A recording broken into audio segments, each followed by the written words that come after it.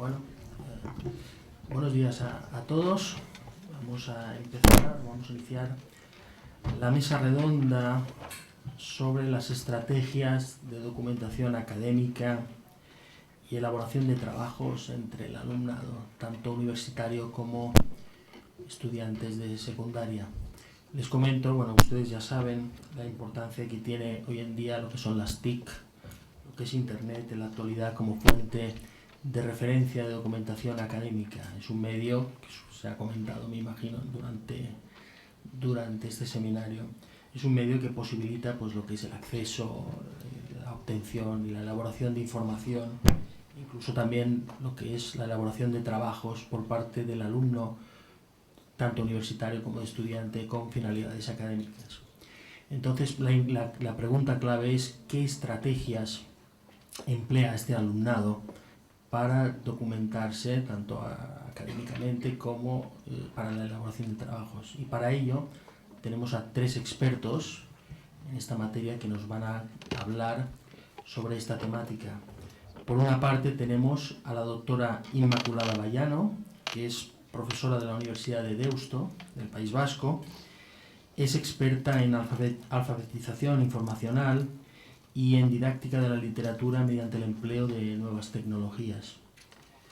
Segunda ponente es la señora Mercè Morell, profesora adscrita al Departamento de Pedagogía Aplicada y Psicología de la Educación de la Universidad de las Islas Baleares y es experta en cuestiones relativas al ciberplagio académico y es miembro del EIC de Educación y Ciudadanía. Y como tercer ponente tenemos al señor Rafael Bosch, que es profesor de secundaria del Instituto de Secundaria de Esporlas y gran conocedor en materia de estrategias por parte del alumno de secundaria sobre documentación académica y sobre elaboración de trabajos. Si les parece bien, voy a dar la palabra ahora a la doctora Inmaculada Bayano. Tienen aproximadamente entre 10 y 15 minutos para comentar en su opinión cuáles pueden ser estas estrategias y luego pasamos al turno de preguntas. Muchísimas gracias, buenos días a todos los presentes. Gracias, por supuesto, a los organizadores, no solo por esta iniciativa, sino por cuantas tienen que ver con un tema que nos ocupa desde muy distintos puntos de vista. El mío corresponde al área académica de la que procedo. Yo soy filóloga y, de hecho, me interesa mucho más que las cuestiones relacionadas con lo tecnológico o lo legal, aquellas que tienen que ver con las consecuencias reales desde el punto de vista de la elaboración textual de los trabajos académicos de los universitarios o estudiantes de secundaria actualmente y concretamente en nuestro país. Sabemos, y se ha puesto muy de manifiesto ayer y hoy, que la situación en cuanto a estrategias institucionalizadas en documentación en las universidades en países anglosajones, especialmente en Estados Unidos, y también estrategias de detección están mucho más desarrolladas en esos ámbitos que en los ámbitos español o iberoamericano. Y esto, lógicamente, nos preocupa sobremanera porque la tecnología llega y llega para todos. Si hacemos caso de las investigaciones que en nuestro país se están realizando últimamente respecto a las estrategias de documentación por parte de los estudiantes en nuestras aulas, pues tendríamos que decir que estadísticamente las hipótesis que se verifican son las que tienen que ver con que no se están utilizando estrategias de documentación.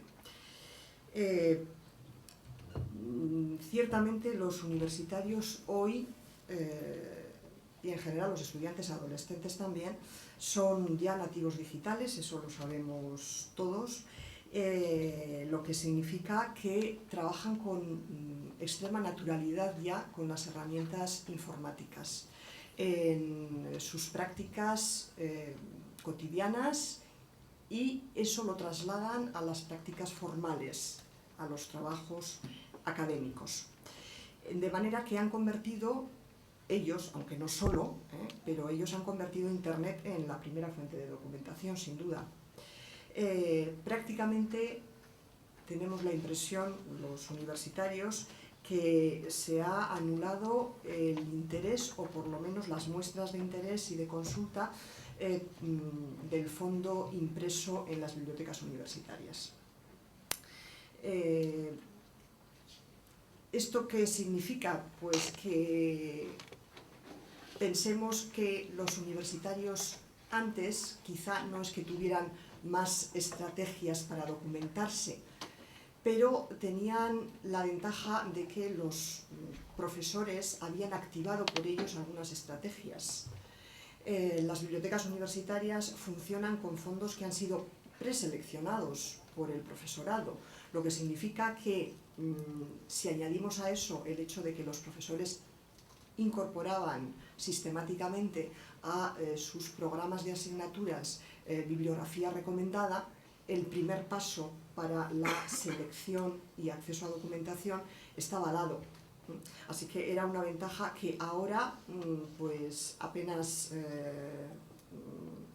está en vigor, porque ese procedimiento, el de la biblioteca universitaria con fondos impresos, se utiliza muy poco, y todas las investigaciones empíricas lo están demostrando. Ocurre, por otro lado, que los profesores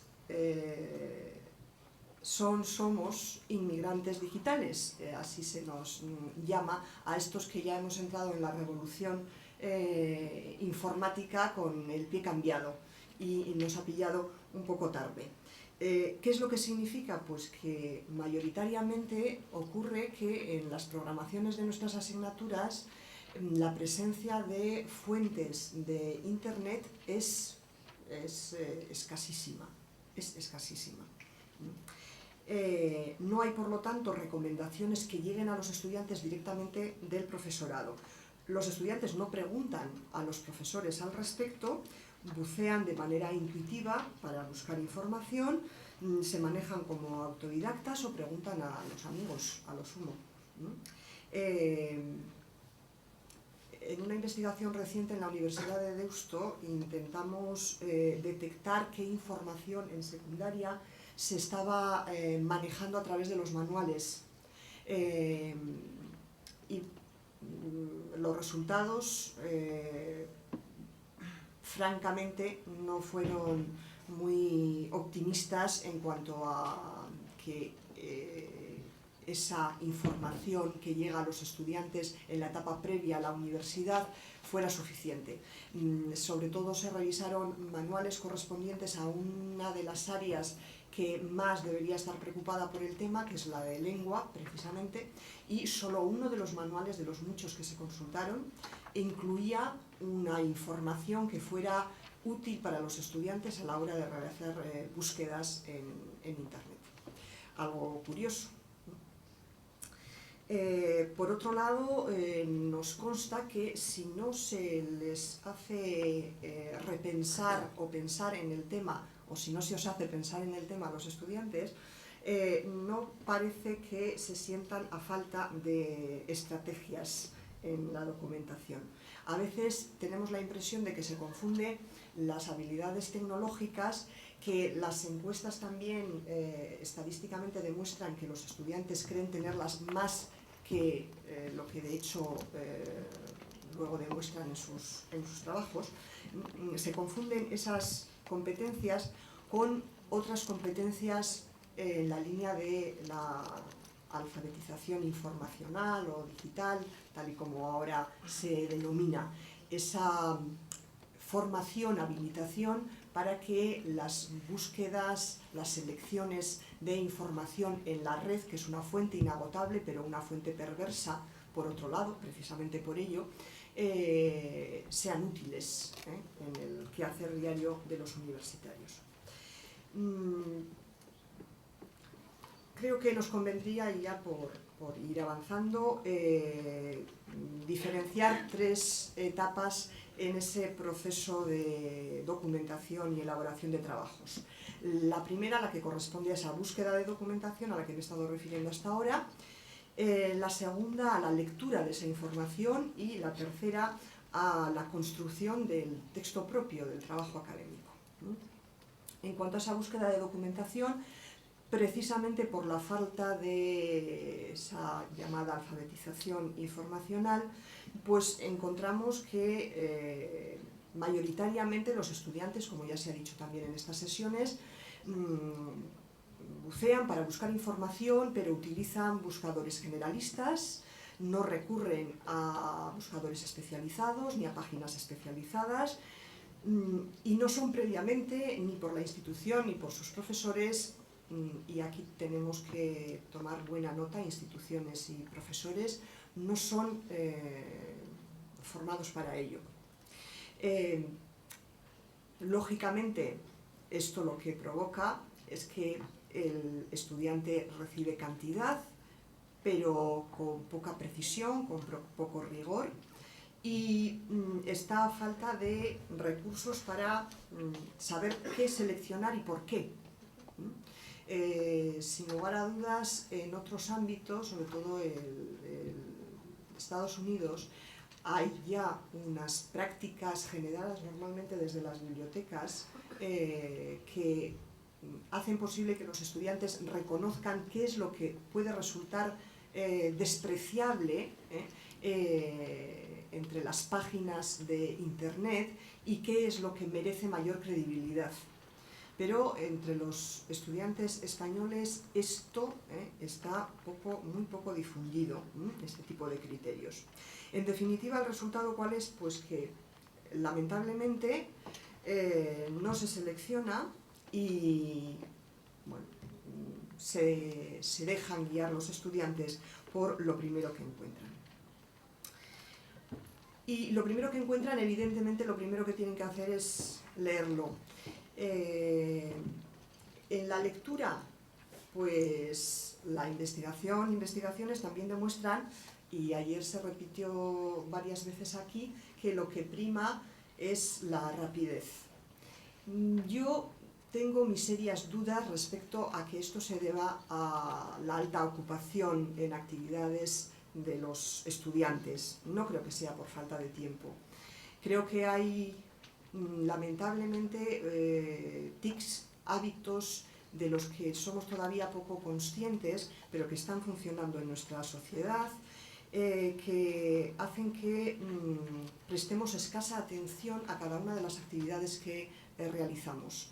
Y esto, llevado al ordenador y a la pantalla, significa que uno accede rápido, llega a una lectura, pero esa lectura es una lectura superficial, una lectura que se apoya en una estrategia que funciona supuestamente también desde el punto de vista de la elaboración de materiales para Internet, que es esa estrategia que consiste en que los párrafos sean breves y por lo tanto las ideas estén muy concentradas en el inicio de cada párrafo y cada párrafo contenga no más de una idea fundamental.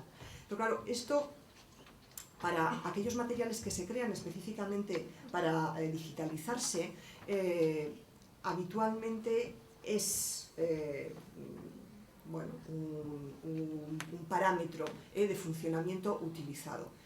Sin embargo, hay muchos materiales que están en la red y no han sido creados para estar en la red, sino después digitalizados.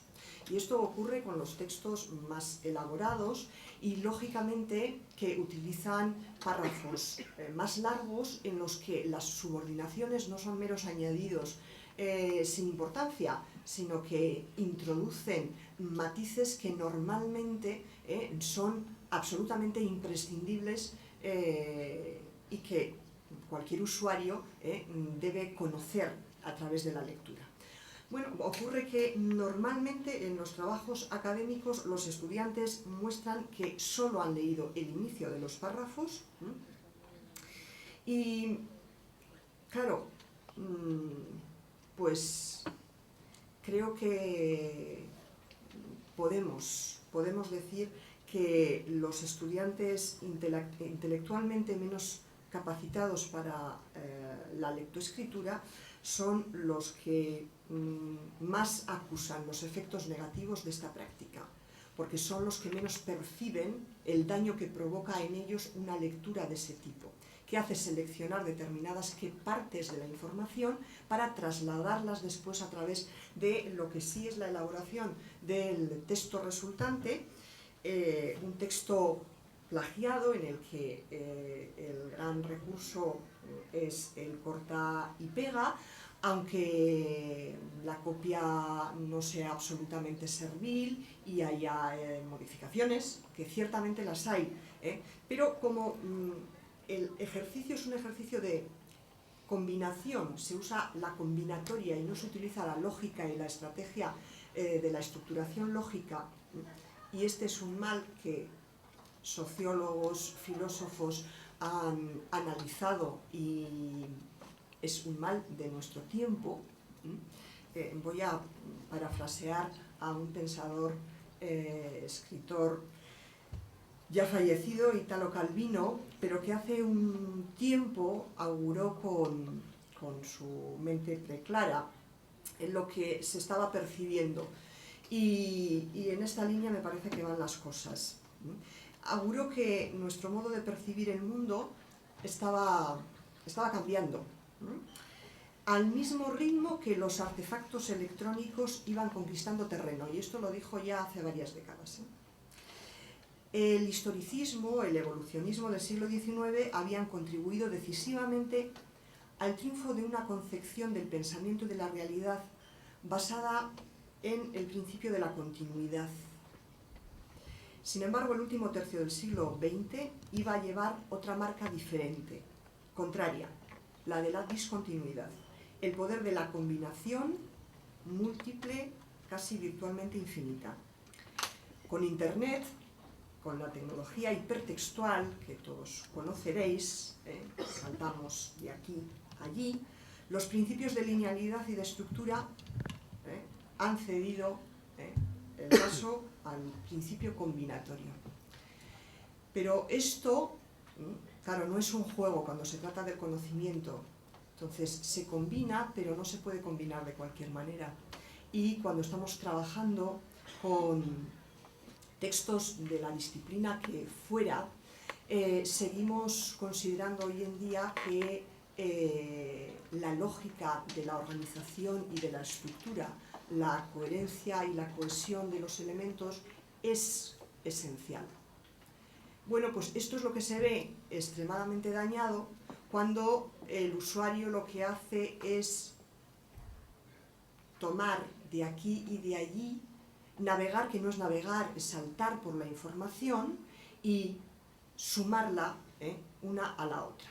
El resultado es un puzzle que pretende, supuestamente, engañar al destinatario del puzzle, los profesores normalmente.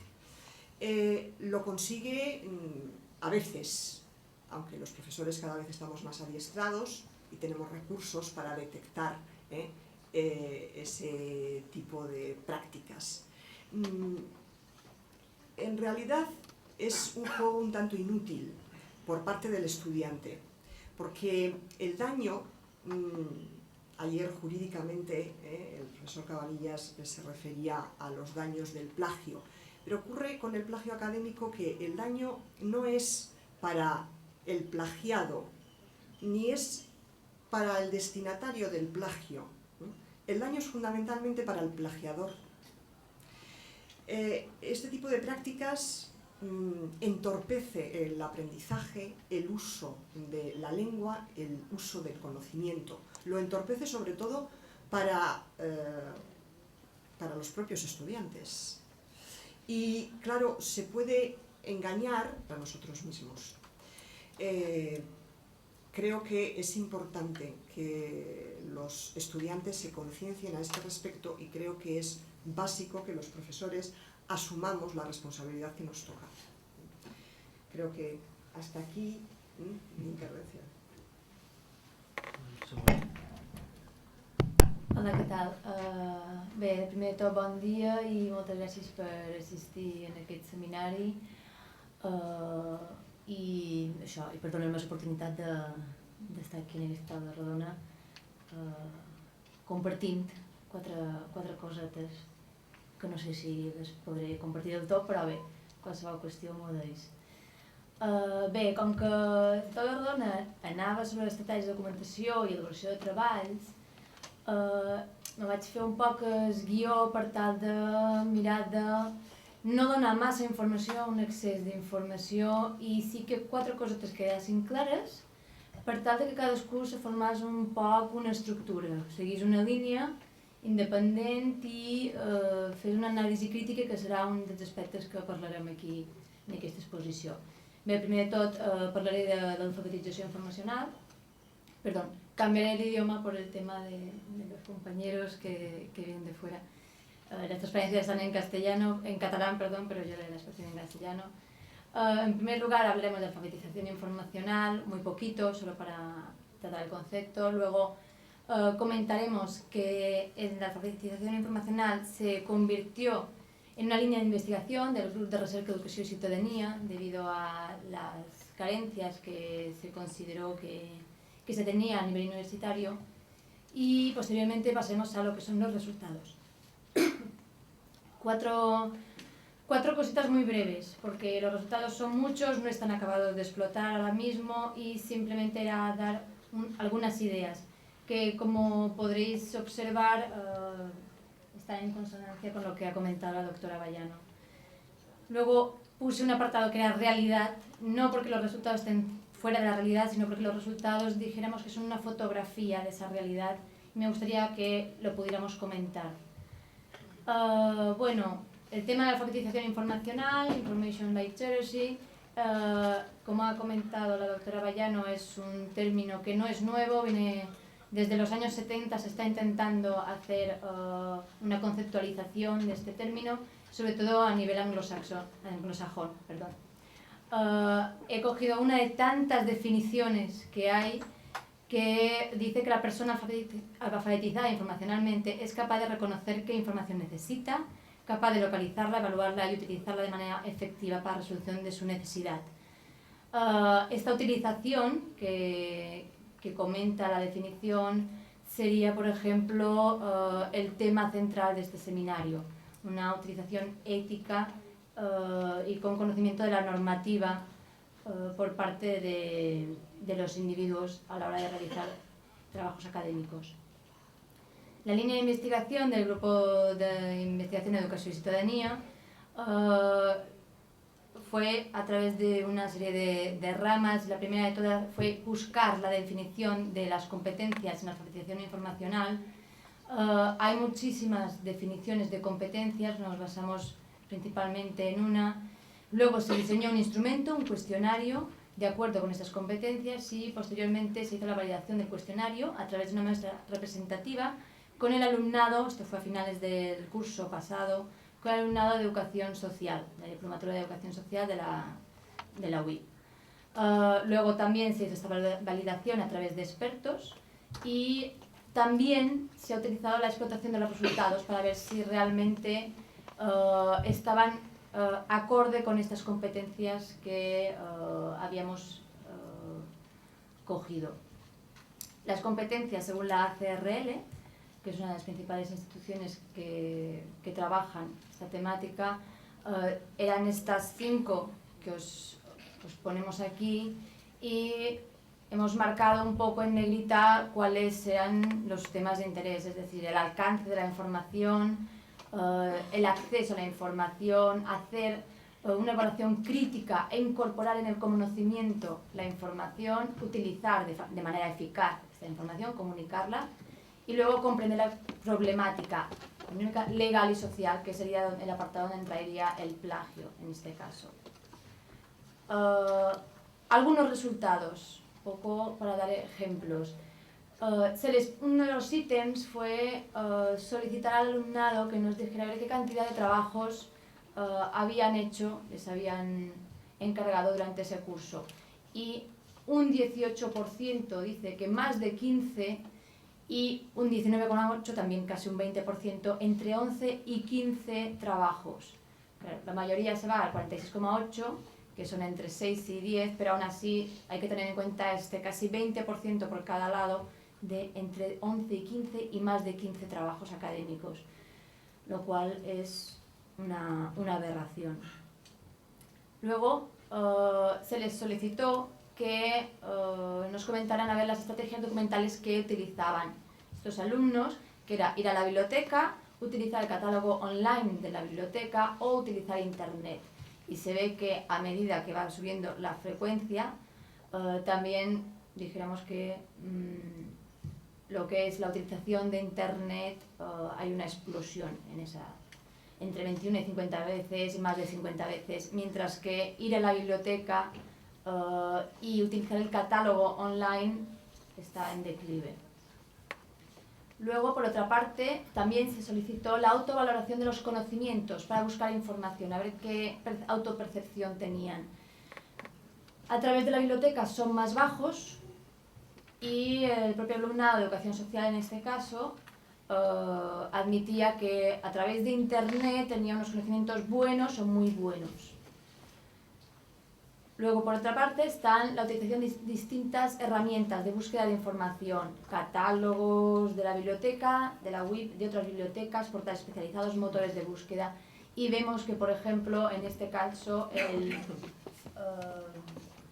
mai de vegades sovint o molt sovint, bueno, el molt sovint en este caso, motors de cerca, sería donde también hay una explosión.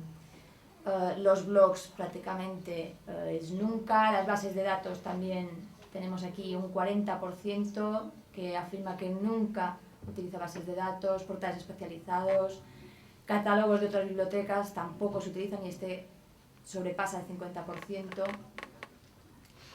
Luego, por el tema del plagio académico, que era lo que nos interesaba especialmente para este seminario, se les pedía a ver si cuando se incorpora una gráfica elaborada por uno mismo, si se indica debajo de la gráfica fuente elaboración propia. Ya no es plagiar a otra persona, sino simplemente a ver si la propia autoría se reconocía. Solo un 25,2% dijo que sí, que referenciaba debajo que era una elaboración propia esa gráfica. Por otra parte, tema del plagio, tema central, a ver si habían copiado algún fragmento o texto completo y si lo habían introducido en un trabajo suyo, sin referenciar la fuente. No queríamos tampoco pedir directamente has plagiado, sino simplemente dar un poco esta idea para que quedase un poco más clara. Y bueno, entre 1 y 5 veces dijéramos que se lleva la palma, en este caso, nunca un 27%, parece que es, pero bueno, entre 6 y 10 y más de 10 veces, en total se lleva casi un 20% del alumnado, en este caso de educación social, como hemos comentado. De todas maneras, también quería apuntar que este 26% de nunca y entre 1 y 5 veces, este 53% también puede ser que haya subido por el tema de que es políticamente correcto decir esto y no decir otra cosa, aunque los cuestionarios fueran anónimos. Bueno, ya, perdón, finalmente entraremos en la realidad, que también es esta, ya digo, es una fotografía de esta realidad, pero también es la realidad con la que tenemos que lidiar cada día. Y la realidad con la que tenemos que lidiar cada día es que tenemos unas carencias en la formación. Y este punto va muy ligado con el siguiente, que es del alumnado versus profesorado. Es decir, estas carencias en la formación, quería plantear aquí, en esta sesión precisamente, que ya se ha hablado, también ayer se estuvo comentando, que no es una responsabilidad única y exclusiva del alumnado, es una responsabilidad también del profesorado. Y creo que aquí, en este caso, no solo en el tema de alfabetización informacional, sino también en el tema del plagio, a veces sería conveniente hacer igual que en las reuniones de Alcohólicos Anónimos. Hola, ¿qué tal? Me llamo tal y yo plagio o yo no sé elaborar trabajos académicos. Y eso desde el punto de vista del alumnado, desde el punto de vista del profesorado. Estas carencias en la formación, el tercer punto y más amplio, era que una posible solución, y digo posible porque seguramente habría otras, pero desde mi punto de vista personalmente sería el de la formación con alumnado y con profesorado, eso lo repito. Formación que luego introduje, esto dice, formación que lleva formación y más formación y más formación. Y tal vez sea de formación profesional, pero es verdad que todo el mundo barre un poco para casa. Es decir, desde el punto de vista de los pedagogos, de los educadores, siempre decimos la formación lo arregla todo. No, no lo arregla todo. De hecho, arregla poquísimas cosas. Pero esta es una, dijéramos, de las facetas que considero que se podría solucionar con formación. Y no me refiero a la formación que hemos recibido hasta ahora todos, sino que habría que dar paso a esta alfabetización informacional que hemos comentado antes y tener en cuenta diversos aspectos, como podría ser la coordinación a la hora de elaborar trabajos académicos. No se le puede solicitar a un alumno que durante un curso escolar elabore 20 trabajos académicos, ni 10, ni 15. Tendría que haber una coordinación, porque el objetivo último de la elaboración de trabajos académicos es que adquiramos un conocimiento. Simplemente eso, que nos quedemos con esa base, que lo podamos fundamentar. Ese es el objetivo básico. Por tanto, si acribillamos al alumnado a base de trabajos que no tienen ningún sentido, entonces no hacemos nada, no hacemos formación. Luego, esta formación que os comentaba, diferente a la que conocemos hasta ahora, también tendría que estar dirigida, también a otras facetas, pero también tendría que estar dirigida a lo que son una utilización adecuada de las nuevas fuentes que utilizamos. Si las nuevas fuentes de documentación están ahora en Internet o mayoritariamente vamos a Internet a buscarlas, vamos a saber buscarlas, tenemos que saber buscarlas. Por lo tanto, vamos a empezar por aquí. Simplemente luego es comentaros a nivel ya como coletilla, deciros que bueno, tenemos que trabajar desde la alfabetización informacional, desde esta formación, trabajar también muchísimo en todo lo que son los aspectos éticos y legales de, dijéramos, los trabajos académicos, la información que utilizamos, cómo la utilizamos, si citamos las fuentes, si no las citamos, es la más de sencillo citar una fuente y entonces ya al menos nos salvaguardamos las espaldas y evitamos hacer esta mala praxis que sería el plagio académico. Por mi parte, pues nada más y muchas gracias. Y señor Rafael Bosch. Buenos días.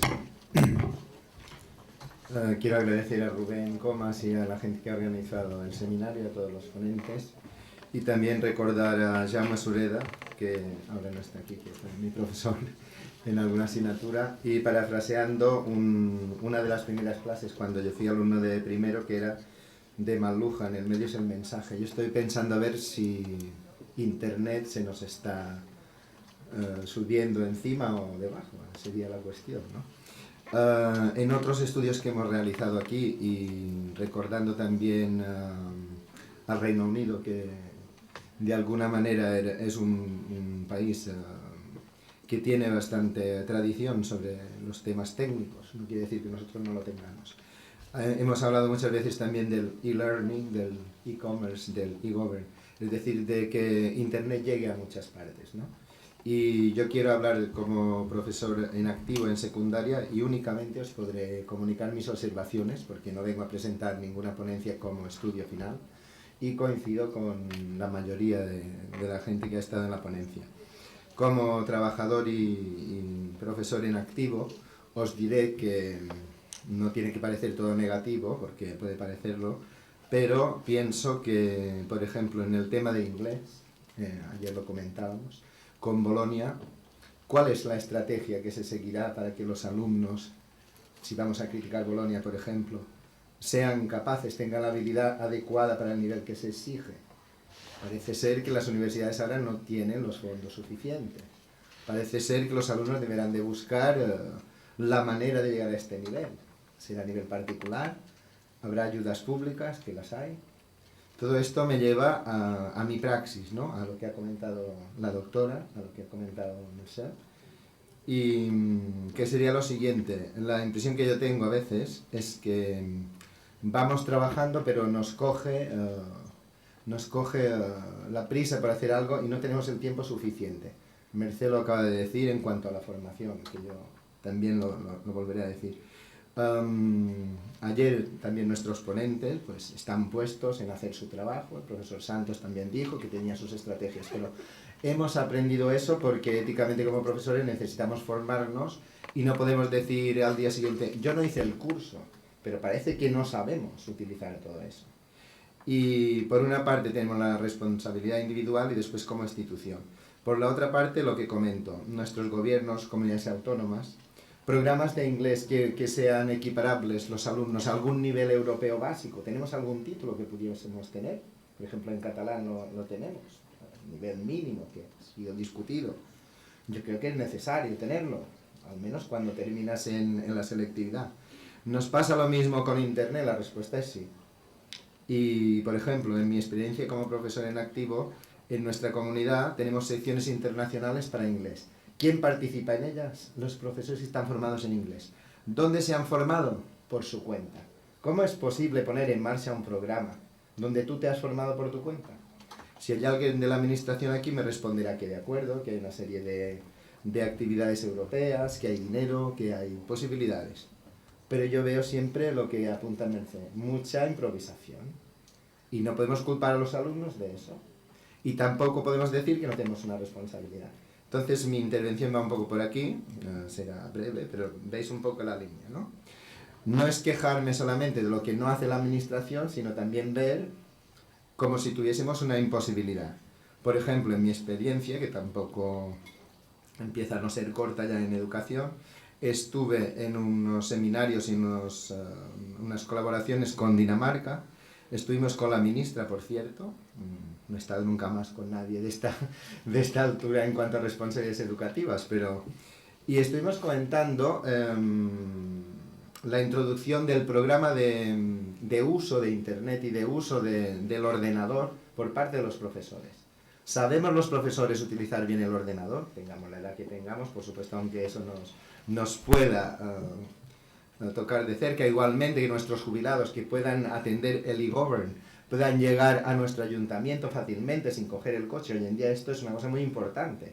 Estamos hablando tanto del cambio climático y de medidas concretas, cosas que son muy útiles. Todo eso se puede combatir. Por tanto, yo sí que pienso que el problema no es solamente hablar de cómo debemos resolverlo. Por ejemplo, muy interesante la exposición de nuestro colega, el doctor Carl Jones, sobre los usos y sobre las herramientas, que yo muchas de ellas desconozco porque no estoy trabajando a este nivel, y entonces evidentemente ¿qué me convendría? Pues realizar el curso sobre los motores, sobre la forma de encontrar los problemas, y siempre para ayudar al alumno, no para estar allí como el juez, que va a ver, como ha dicho el profesor Cal, a ti te apruebo, a ti no, ya lo veremos. Y después también está el tema de hemos de justificamos nuestras explicaciones. Evidentemente que el profesorado puede estar muy preparado y sabe mucho sobre la materia, pero también el alumno dice, bueno, a este profesor o a esta profesora le colocaremos tal trabajo, que es lo que le gusta, y además cumpliremos. Es decir, que por una parte es cierto que está la exigencia y podemos aprender leyendo o haciendo, pero por otra está el tema formal de entregar el trabajo. Entonces, por aquí yo pienso, y desde secundaria, pues que es mi campo, deciros que sí, que hacemos estrategias que todo el mundo conoce y sabe, que desde primaria se enseña ortografía, se enseñan aspectos formales, etc. Pero después me encuentro siempre en la universidad todavía más que cada uno tiene su espacio, su facultad, su materia, y no hay una coordinación real sobre qué aspectos deberíamos tener en cuenta. Si yo pregunto aquí a los profesores y alumnos ahora, hiciésemos una pequeña prueba, ¿quién sabe hacer una cita exacta y bien hecha? Los presentes, ¿todo el mundo es capaz de decir que sí? Sin errores. Yo tampoco, ¿eh? Así es que esa sería una cuestión importantísima, que ya entraría claramente en la cuestión fundamental. Es evidente que tenemos la posibilidad de realizar formación, es evidente que no hay ningún problema en que pongamos en nuestros programas alguna asignatura, materia o algún crédito que a lo mejor con Bolonia no podremos añadir, que sería cuando los alumnos inician su formación en primer curso, pues sean capaces de realizar todas estas cuestiones. Y Por tanto, sería un problema de hábitos que se trabajan siempre en secundaria y se trabajan en otros niveles.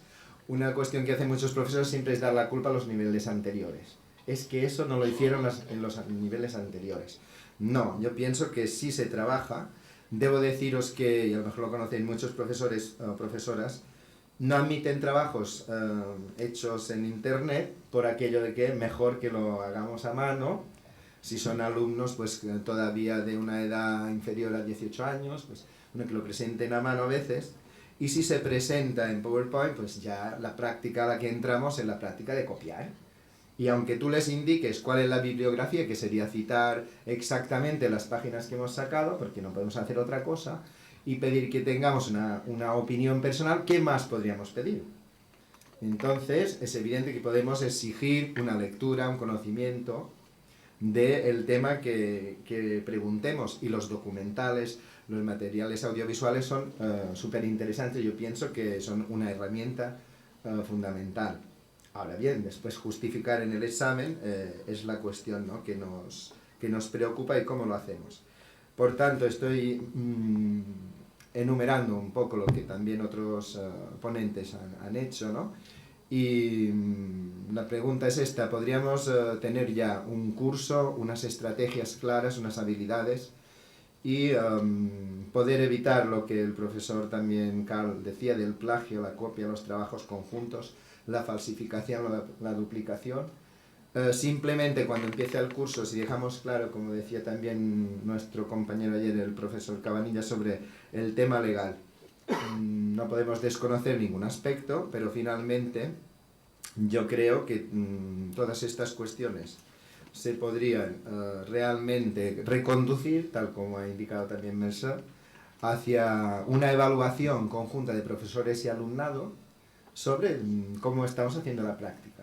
Proponer, como siempre, un código ético y un código de buenas prácticas, y finalmente, con todos estos elementos a los diferentes niveles educativos en los que nos encontramos, creo que podríamos reconducir este tema sin cuestionar Internet ni sin cuestionar las lecturas, porque seguramente si lo dirigimos adecuadamente se podría cambiar. Eso sería más o menos mi comentario muy general, como podéis ver, pero muy concreto, ¿no? Y desde el nivel en el que yo estoy trabajando pienso que viene a ser lo mismo que después sucede en la universidad, ¿no?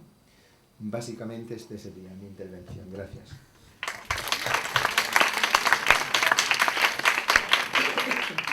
Bueno, les voy a dar la palabra a ustedes por si quieren hacer alguna pregunta a nuestros ponentes.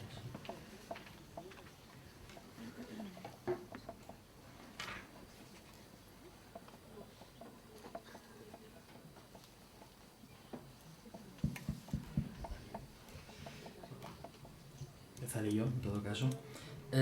La pregunta va dirigida a los tres, ¿no? Es decir, es saber si se enseña a los alumnos a manejar las TIC como fuente de documentación académica. ¿Qué opinan ustedes? Esa es la pregunta. ¿Se enseña o no se enseña? La respuesta es taxativa. En España, en general, no. Las iniciativas son personales de los profesores, que se empeñan en ocasiones en incorporar recursos en sus programas e incorporan comentarios en la clase y un apoyo regular para la elaboración de los trabajos con un seguimiento casi personal. Por lo demás, que yo sepa, no hay nada regulado en secundaria y tampoco hay nada regulado curricularmente en el mundo universitario. De manera que son iniciativas, en todo caso, si van más allá de lo personal, institucionales, pero iniciativas, bueno, digamos que más allá de lo preestablecido, porque se considera de auténtica utilidad y se da el paso y se incorpora algún crédito relacionado con este ámbito. Creo que es lo que está ocurriendo aquí en la Universidad de las Islas Baleares, afortunadamente. Pero en fin, si no existieran, nadie parece que las echaría en falta desde un punto de vista reglamentado.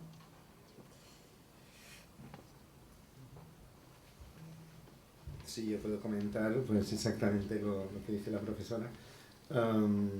Pienso que nos haría falta la exigencia incluso académica, ¿no?, de haber pasado los cursos por parte del profesorado, por ejemplo, porque hablaba yo de Dinamarca, y también la cuestión de explicar al alumnado exactamente qué se persigue, qué queremos conseguir y qué ellos quieren conseguir. Eso sería lo óptimo. A mí me gustaría dos puntualizaciones que me gustaría hacer. Por un lado, haciendo referencia a lo que ha comentado Mercè, ¿no?, que dice que la formación no lo arregla todo. Aun estando convencido de ello, también estoy todavía más convencido de que no estropea nada.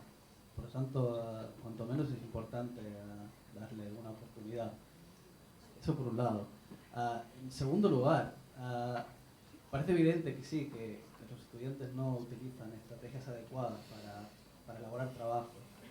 Parece también evidente que, en consecuencia casi lógica, nadie les ha enseñado. Pero la tercera de las evidencias que me parece a mí es que la manera de pedir los trabajos, el tipo de trabajos que se pide, tampoco tiene una estrategia que sea ni muy lógica ni que ayude a que todo eso no se produzca. Por lo tanto, estamos hablando de una cadena de elementos que de manera conjunta acaban provocando un encadenamiento general al que se ven sometidos los profesores por un lado y los alumnos por el otro. Y a mí sí que una cuestión que me gustaría plantear, y sobre todo a ti, Inmaculada, tiene que ver con, se han hecho estudios en los cuales se intenta relacionar la capacidad y el conocimiento idiomático con el plagio. Parece demostrado que a menor capacidad y competencia en la utilización de una lengua, más posibilidad de que esa persona incumpla o acabe cometiendo plagio, dado que no sabe escribir o no sabe escribir tan bien como parece que se le pida, pues acaba yendo a lo que en teoría parece más fácil, que es ir a copiar. ¿Puede darse el caso que estemos delante de generaciones en las cuales la capacidad o la competencia idiomática parece que cada vez es menor y cada vez es más pobre? ¿Puede ser también un factor explicativo, un factor que nos puede dar un poco de idea del porqué de este tipo de situaciones? Me temo, Rubén, que esto es un círculo vicioso.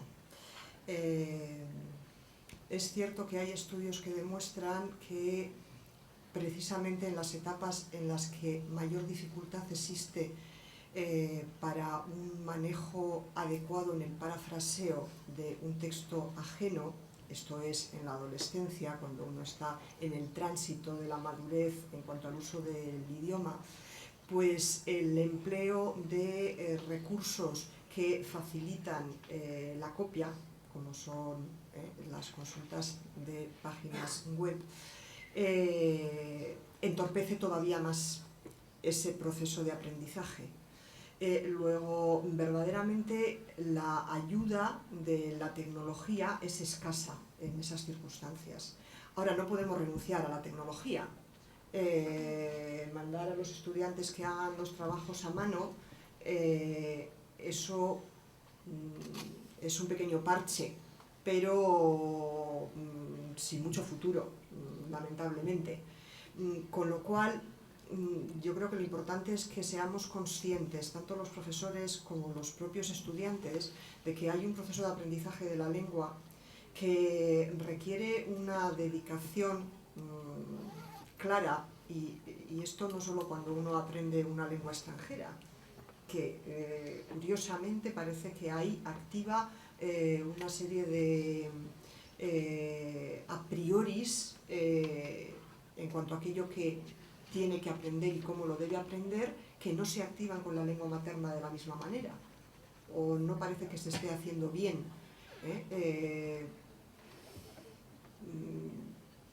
Mi hijo ahora se va a examinar el Proficiency. Está aprendiendo más en relación a la construcción de un texto a través de las fórmulas que le proponen para preparar el examen en esa segunda lengua, que lo que ha aprendido para el empleo de su lengua materna en el colegio.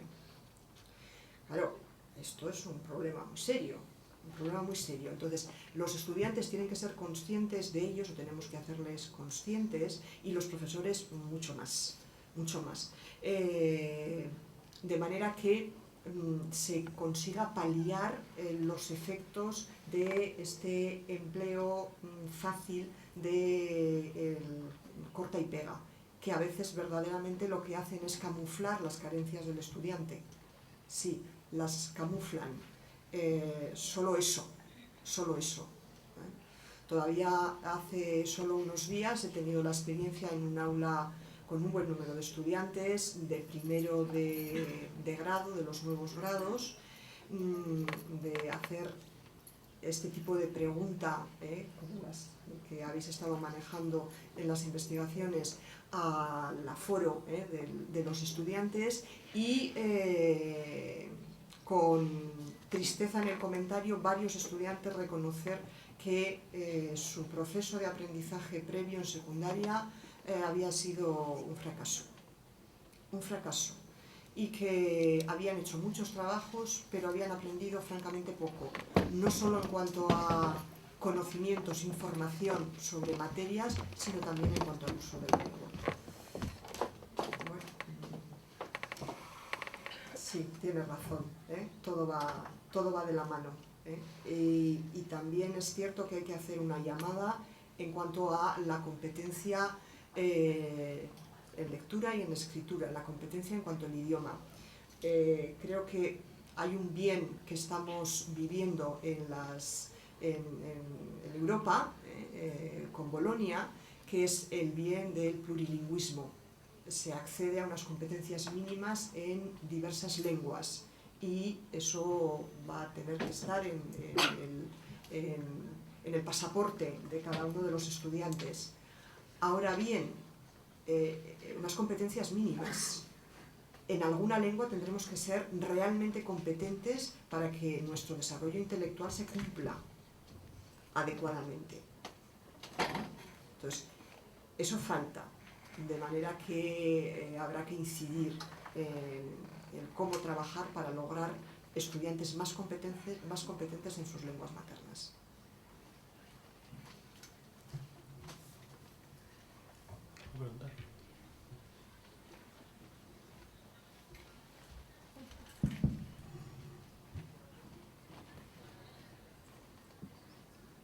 Creo que hay un estatus que centra también esta lengua, pero la lengua materna. Pero yo creo, con la experiencia de mi país, que hay que quebrar este estatus también para que estes alunos, o en currículo o en alguna modificación de normativas, de currículo mismo, para que estes estudiantes tenham oportunidad en este currículo de hacer estas lenguas, porque lo que me parece es que no hay esta amplitud de estas lenguas en los currículos.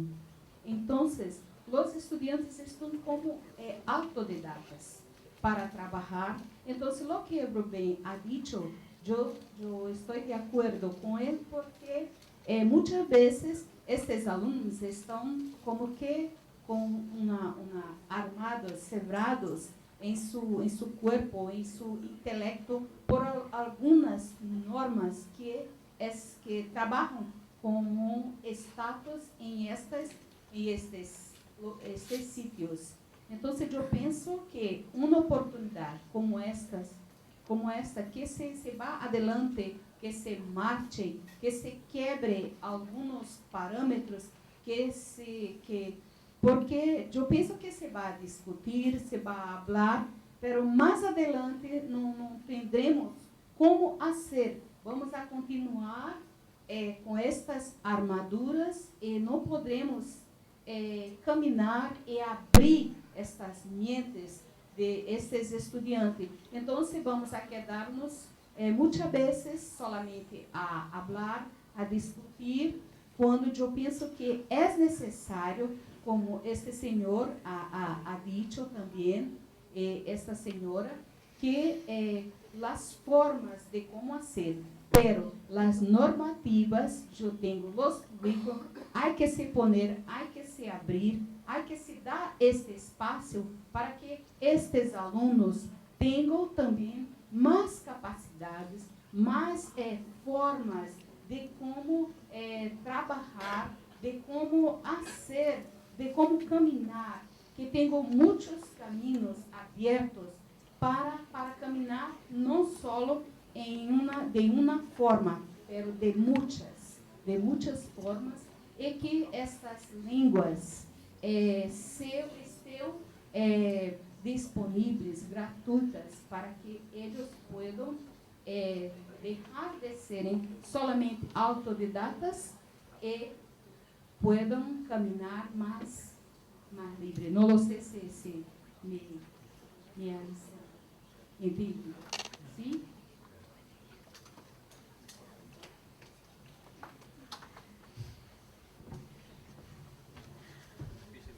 Última pregunta. No sé si espera No una sé si es una respuesta o... Estamos de acuerdo. Lo que ocurre es que las cosas normalmente son muy complicadas. Evidentemente el autodidactismo para el aprendizaje de las lenguas no suele ser muy útil.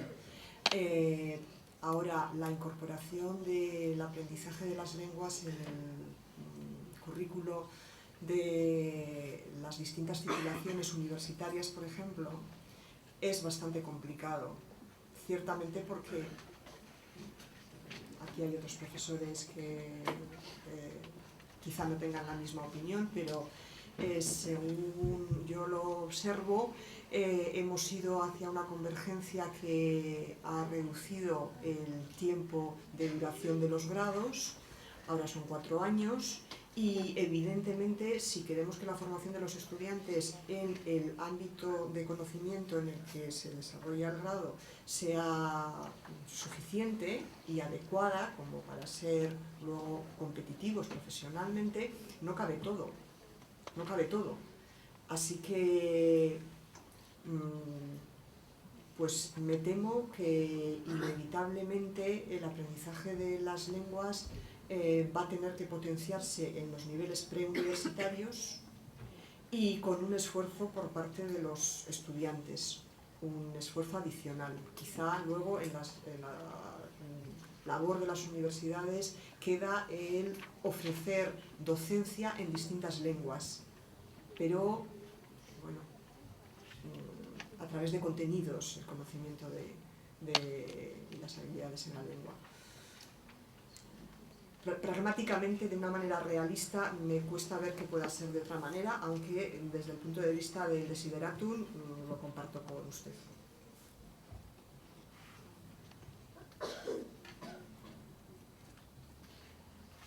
¿Última pregunta? Bueno, pues dar las gracias a los ponentes por sus aportaciones. Muchas gracias.